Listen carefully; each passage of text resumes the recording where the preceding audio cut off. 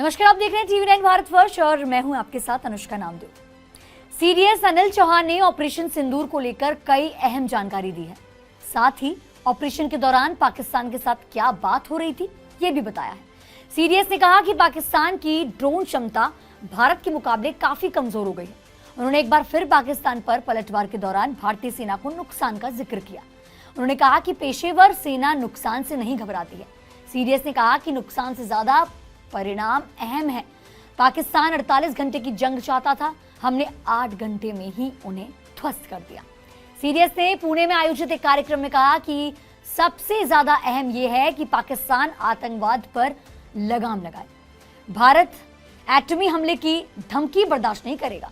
पहलगाम में जो कुछ हुआ वह हद दर्जे की क्रूरता थी।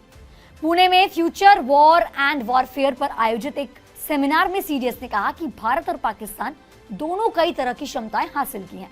ऐसे में रिस्क तो हमेशा ही रहता है।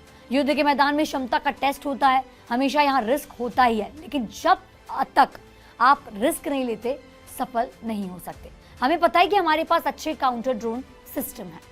सीडीएस अनिल चौहान ने कहा कि 9 मई की देर रात करीब 1 बजे पाकिस्तान की मंशा 48 घंटे में भारत को घुटनों पर लाने की थी। पाकिस्तान ने कई हमले किए, उन्होंने संघर्ष को बढ़ाया।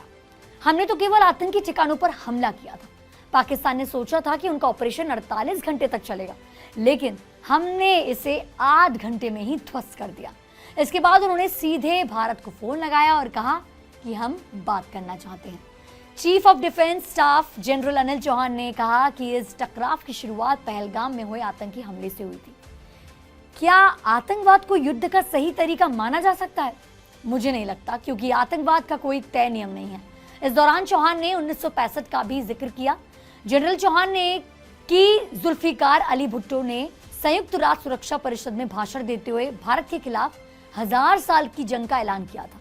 इसका मतलब है कि वो भारत के साथ बहुत लंबे समय तक दुश्मनी रखना चाहते थे। भारत परमाणु ब्लैक मेलिंग की छाया से अब निकल चुका है।